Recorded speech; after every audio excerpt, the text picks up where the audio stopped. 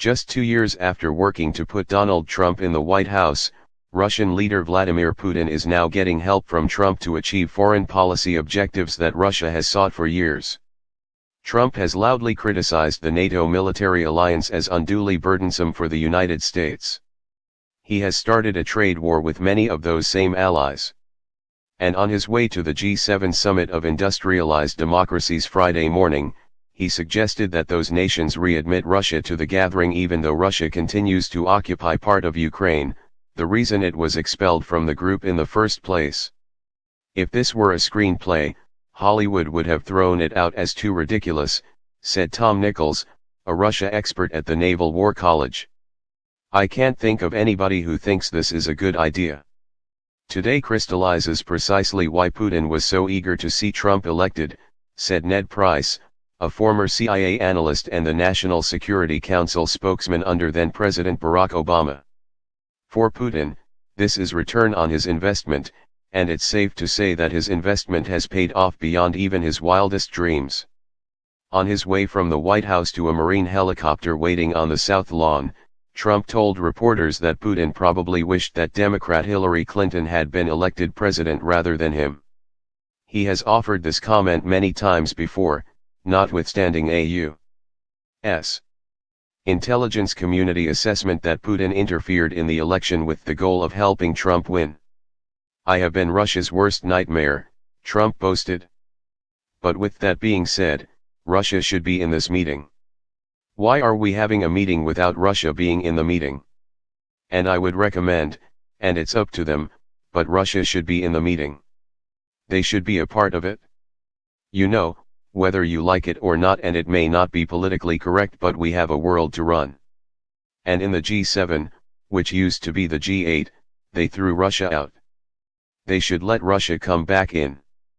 Because we should have Russia at the negotiating table. Stephen Pfeiffer, A.U.S. ambassador to Ukraine under President Bill Clinton, said to bring Russia back into the G7 would be to reward Putin's military aggression. Russia was booted after it seized and illegally annexed Crimea. It went on to spark a conflict in eastern Ukraine that has killed more than 10,000. That should not win Moscow an invitation back to the G8 table, Pfeiffer said. Neither the White House nor the National Security Council was willing to elaborate on Trump's statement Friday. That reluctance makes sense, Nichols said, because Trump's off-the-cuff remark likely took the rest of the government by surprise. The president blurts something out, and then the entire foreign policy apparatus has to back up and reverse engineer why it's not a terrible idea, he said. I don't think this is a policy.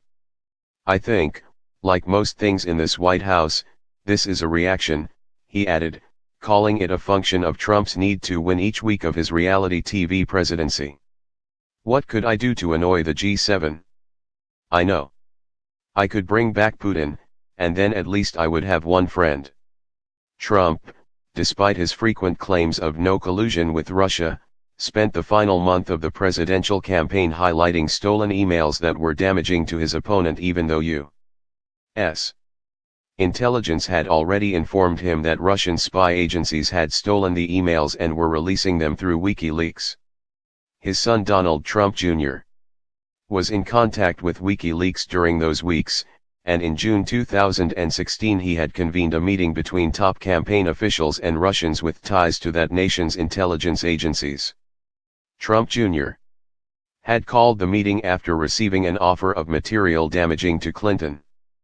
President Trump has also claimed that he hasn't had business interests in Russia, yet just weeks before voting began in the 2016 primaries, he was actively seeking Putin's help for a hotel deal in Moscow. While Trump has pushed for closer relations with Putin since taking office, he has created rifts between the United States and its traditional allies. He has repeatedly accused NATO countries of cheating the U.S. by not spending enough on defense even though under a 2014 agreement, the countries have a full decade to ramp up their spending to the target level. In recent months, he has antagonized U.S. allies around the world by imposing tariffs on steel and aluminum. Other nations are preparing to raise retaliatory tariffs, leading to fears of a trade war that could hurt the economies of all the parties involved. Trump has justified the tariffs on the grounds of national security, that having strong steel and aluminum industries is critical to the safety of the United States, but then has undercut that argument by suggesting the tariffs were negotiable if other nations purchased more U.S. goods. Why isn't the European Union and Canada informing the public that for years they have used massive trade tariffs and non-monetary trade barriers against the U.S.? Trump tweeted on Thursday. Totally unfair to our farmers, workers and companies. Take down your tariffs and barriers or we will more than match you.